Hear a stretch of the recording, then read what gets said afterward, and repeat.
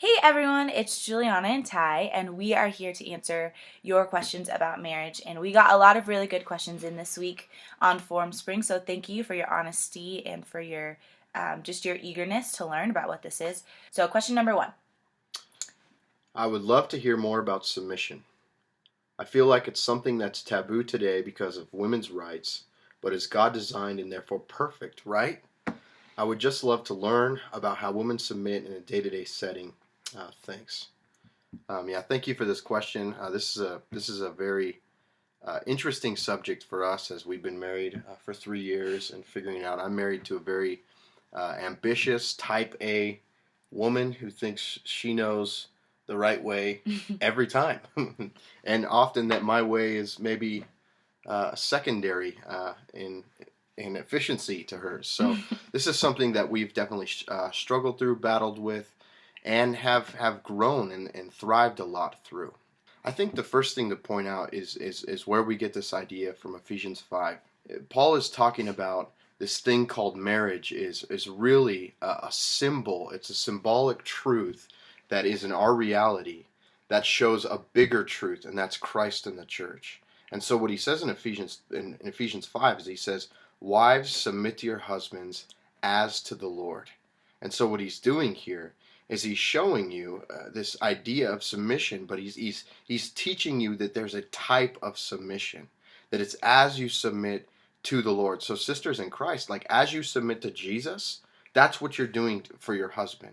And so it's not this cowering in the corner, doing whatever he's saying, voting Republican because he told you to, right? It's not that, but it's as your heart is changing and being softened and being and as you're praying for your husband and seeking after him, your will actually starts to align with his, as his is also seeking after God.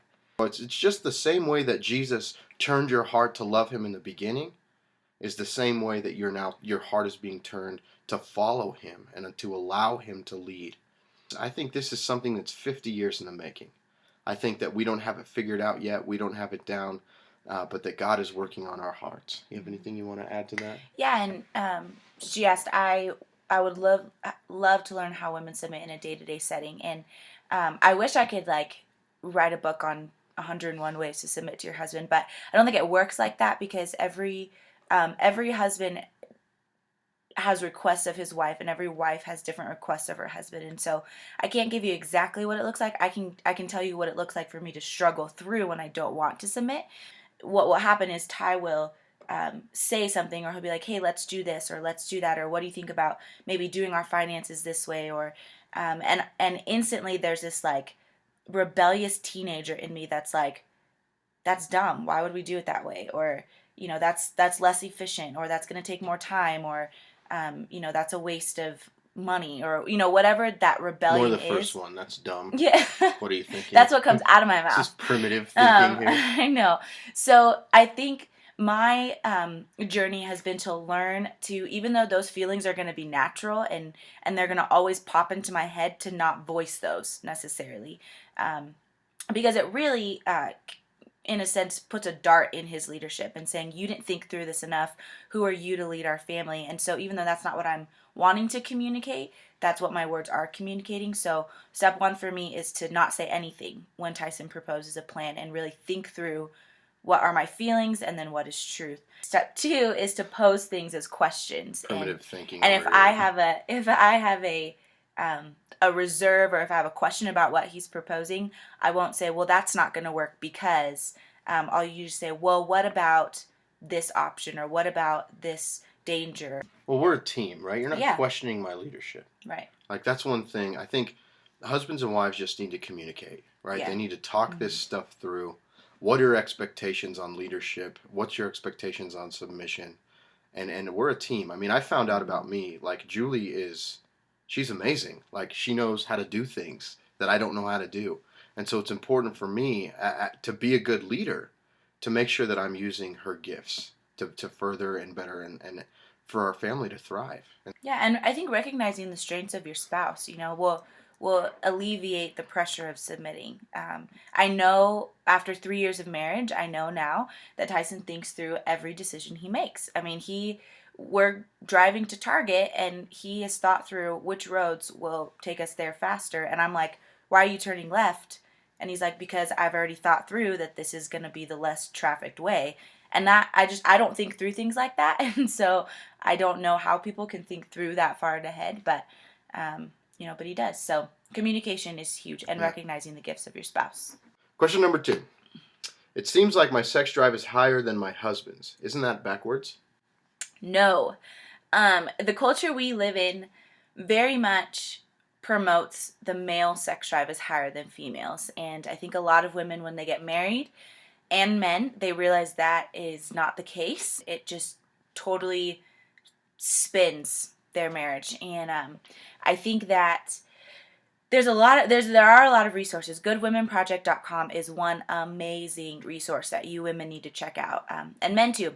My friend Lauren, her passion is just to show women that your sexuality is created by God, and it's found in God, and it was broken by sin. Our ideas that we have about sex are just warped by sin and by just what the culture is putting into our minds. She encourages you to really research what God says about sex and what he says about sex in the Bible and sex in marriage. So do that research, but no, it's not backwards. It's very, very normal. And there's a lot of women out there that are experiencing this. Question number 3. What do marrieds most wish they had done while they were singles? I think get married is one of them. That's what I was really, really wishing for every day. I don't have any regrets about my singleness. As a Christ follower, I was just submitted to his will. Got into the career of leading worship pretty early. Got into the church early, went to seminary, got a job, focused, loved my job. I loved to, love what God was doing in and through my life, and just wanted to find my spouse. When I found Julie, I was really completed, and I really don't have any regrets. Anything for you? I don't either. I've always really cherished every season of my life, and it's like this weird thing that I have. Like when I was halfway through being a freshman in college, I cried because I was like, I'm never going to be a freshman again for anything. And so I really cherished every season of my life, and so marriage has been exactly the same. But I have heard a lot of people wish they would have lived into their passion a little bit more. Another thing is they wish they would have sought the Lord more on their own so they could know him more as an individual, as opposed to now figuring out who he is in marriage. We really have no regrets about getting married. We love it. It's great. Yeah, it's awesome. Okay, question number 4. What do singles fear most about marriage? Why, and what can we do about it? I think the number one thing that singles fear is that they will never get married. And listen, I know you're 19, and what the heck is going on here? Is God even on the throne and in control? He is. Wait, chill. It's going to be fine. We got married. I was 26. 21. She was 21. But I thought I was going to be married at 18. I was like, I'm going to be married at 18. I got to have, my 9 babies. And whoa. And he doesn't know that. That's one of the things I feared, is that I a woman who wants 9 babies. When I turned 19 and 20 and it just didn't seem like it was going to happen, I just, I think that's what I feared. I was 20. Freaked out. And everybody would say this to us too. Like, you guys are babies. Don't try to rush into marriage. And so I know it feels like your whole world is ending at 21. And if you're not married by 21, then you're never going to get married. And it's not true. Another thing I think that these men fear is that, our bodies will change. It'll be harder to be attracted. I think this is kind of a real selfish thing that we need to work through. A good friend of mine has this phrase. He says, you can nip it, tuck it, or lipo-suck it, but the ship is going down. And that's just a fact. Is we're going to get older. In fact, I love what Proverbs says: enjoy the wife of your youth. That charm is deceitful and beauty is fading, but a woman who fears the Lord, she shall be praised. That's the kind of woman that we need to be looking for. Ladies, this is the kind of man you need to be looking for: one of integrity, one of authenticity, one of whose character that you can trust. And so I think really, fear is because of unknown, and God is sovereign over the unknown. And so we really just need to look to God, our Father, who cares about us and loves us and has plans for us and is is using us ultimately for the building of his kingdom, and we need to trust him in that. Right, question 5. How have you worked together to sort out things from in your histories? Stuff like other relationships, sin, ungodly lifestyle choices, etc. I think it's really important, if you can, while you're dating, in the early dating stages, once you think this possibly could move towards marriage. I mean, I'm not saying like first date, just spill it, okay? That's probably not. You're just like in the movie and you're interrupting the movie to tell her about your sinful past. Probably not a good idea. But maybe after a few dates have stacked up and you're like, okay, I think this may really have a chance of going to marriage. I think it's important to have a sit down and just maybe even call it a date where you're just going to talk about and front load it. Let's get together and let's talk about life before each other, and what God has brought us through, and what God has sanctified out of us, and what God has yet to sanctify. Here's what's crazy, is if he or she can look at you and forgive you for sins not committed against them, there's a greater chance that when you sin against them, they'll be able to forgive you. Mm-hmm. If they can't forgive you for things that you've done to other people, you are in big trouble when it's them that you're sinning against. I just encourage you to break down secrets, be truthful, be honest. And what's crazy is if you can't be honest, you're really denying that person from showing the grace of God, right? You're saying that they can't forgive you for what you've done, even though Christ has forgiven them. And I think you're really robbing them from an opportunity to show grace. Like Ty said, I think I'll post a link to this list that Ty and I went through when we were engaged, and it asked everything. It asked about how many kids do you want to have? How are you going to do your finances? How do you think a household should be run? And it also goes through stuff like, who was your first boyfriend? How far have you gone sexually? And all those questions where it's awkward, but because you have a prompt, there's less of a defense. We have had a lot of stuff come out when we were already married, and I think that's okay too. As a single and as somebody who's dating and engaged, like, really spend time praying if this man is for you and if this woman is for you. And if that is God ordained, then there's nothing that can break it apart. And if you are already married, then your marriage is God ordained. It's already happened. It's his will. And so now it's time for you guys to start breaking down those barriers, being honest with one another. And it's really hard. We don't say that because it's like, we don't have like a weekly honesty check, like it usually comes out in a fight, or it comes out in a sin, or we really struggle through this stuff too. So honesty, I think, is our biggest advice. In which aspects of your marriage do you rely on God's strength and support, where you find your husband cannot be a strength and support? Jules? Oh, goodness. All of them, probably. For me, it might be the emotional fulfillment. Just like I'm a really driven person, Tyson is a really driven person as well. And so it's awesome when we're both driven for the same thing, because we're an unstoppable team. We can get anything done. But when he's doing his thing and I'm doing my thing, and I feel a little bit like I've been on the back burner of whatever project he's on, that's when I really, I have two choices. I can either complain to him and make him feel bad about not making me a priority, or I can turn to God in those moments and say, God, I know my husband's working on this thing. I know he's busy. I know his mind is wrapped up. I know that I'm not intentionally second place in his life. I need you to fill my emotional tank right now, because I want him to do what he's doing because he's good at it. So I think the emotional support would be what I glean from the Lord the most. How do you execute your definition of biblical headship without handing over leadership? It's a type of leadership, right? It's the type that Christ offers. It's the same as what he does on a smaller scale. And so in the same way that you trust Jesus to hold your future and to hold your heart and direct your thinking as you're submitting to him, praying to him, seeking him in his word, I think it's the same. You spend time with your husband. The thoughts and desires of your heart are known to him. He knows what you want. He knows what you need. He knows how he's going to be best serving you. And he, by God's strength, is submitting to Christ and submitting to you. Like verse 21 says in Ephesians 5, submit to one another. He's actually the first submitter after Christ.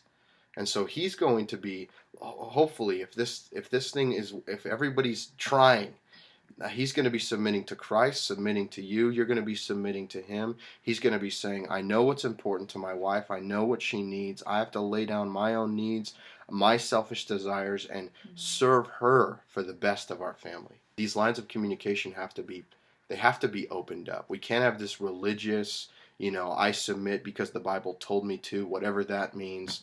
It's got to be a communication. It's got to be um, as unto Christ. I think that's the key phrase that we keep leaving out. We just hear submit, wives submit, and we forget as unto Christ. We underestimate how different we communicate as husbands and wives, and there was a lot of frustration in our marriage because I felt like I was communicating something to him and I wasn't. A lot of that was like, well, you're just not understanding what I'm saying, and he was like, you're not communicating clearly. I had to learn how my husband specifically understands what I'm saying, and I had to learn to speak his language. And I think that each wife is going to have to learn to speak her husband's own language, and so that now I can say, hey babe, I have this blog that I want us to do together, and it's going to take you doing ABC instead of, hey, I have this good idea for a marriage blog, and have him think, oh, because we're married, that must mean that she wants me to do it with her, because naturally he'd be like, cool, have fun, but I had to explain to him,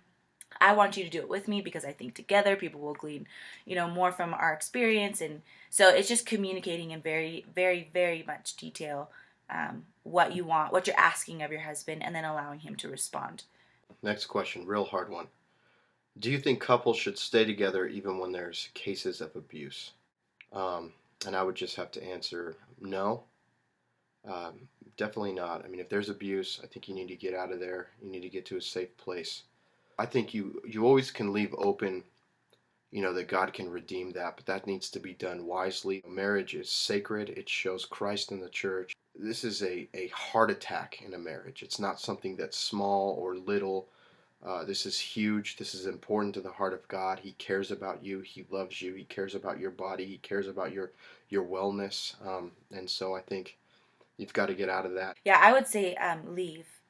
And that doesn't mean it's like an instant divorce. I do think that there are men and women who are believers, and they really, really want to seek the heart of God, but they have this past um, demons, if you will, that are prohibiting them from just surrendering their life and their all to Christ. So I think exploring restoration is you should leave that door open, but do not stay in the house.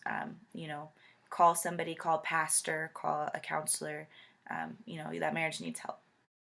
My husband and I are celebrating our 11-month anniversary. Congratulations.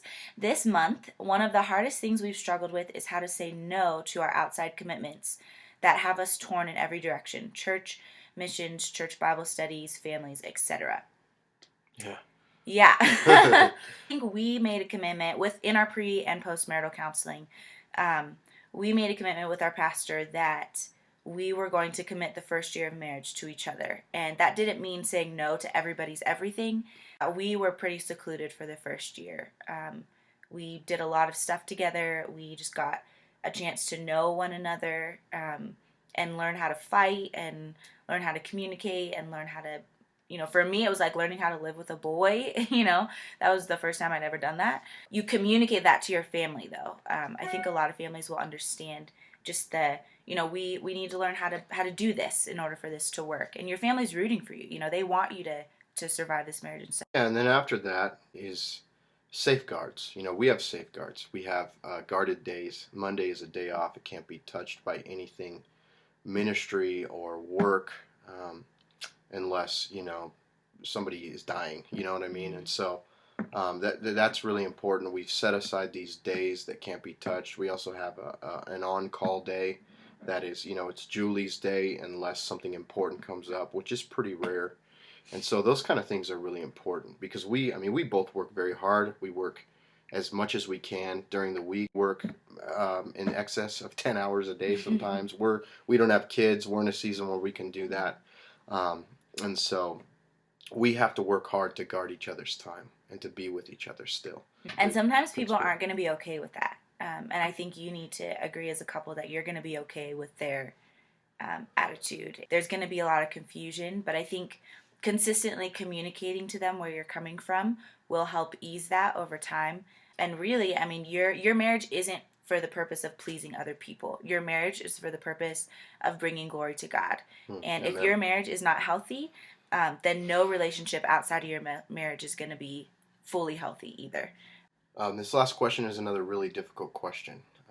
The writer writes in, is masturbation sinful inside or outside of marriage? And I think the place that we've got to start for this is that lust is sinful. I mean, Jesus said it this way: if you look at another woman with lust in your heart, desiring for her or for him, ladies, then you've committed adultery. And the point of that is not to put on this burden on us, but that we're all guilty, we all need Christ, but we're pursuing holiness in this life. And so in this life, it's my part of my sanctification process to only be thinking sexually about one woman, and that's my wife. And it is sinful for me to carry out those thoughts in any kind of physical action. I mean, those thoughts in and of themselves, as Christ said, are sinful. That's reserved for the marriage bed. Now, this is going to be case by case for you guys. I mean, the Bible says the marriage bed is undefiled, and what it's talking about, in my opinion, is that this thing given to us called sex from God is a gift to be enjoyed between husband and between wife. And you guys can fill in the blanks on what that means for your marriage. And as long as it's not abusive and it doesn't hurt anybody, that's something that you guys should just need to talk about and be communicating through. This expands to just sexuality within marriage in general, and just communication is so important. And and letting down all reserves and letting your husband talk about talk about his sexual desires, and the wife talk about her sexual desires. And as long as those communication lines are open, like Tyson said, the marriage sex is a gift from God, and it's meant to be enjoyed. So that was a tough one. Yeah, a book you can read if you want to get into this stuff is we recommend as married people to read. What's that book called? The Act of Marriage. The Act of Marriage, Tim LaHaye. Another great one that's real dicey and ticks off a lot of conservatives in the church is Real Marriage by Mark Driscoll. Chapter 7 of that is all about this. And then another book we can recommend on marriage, our favorite book on marriage, is This Momentary Marriage by John and Noel Piper. So good. That book guided a lot of our thinking towards the theology of marriage, not just being married, but actually realizing that this is something that points to God. So, all right, thanks so much for joining in. I know this is a little bit long, but we hope your questions were answered. Feel free to keep this conversation going. We feel like we've struck a nerve, just with the amount of you that are reading and commenting and asking questions in real life. So we're going to try to keep this in some form of regular something. We don't know what that looks like yet, but let's keep this conversation going. God bless your marriages and your future marriages. see you guys. Bye.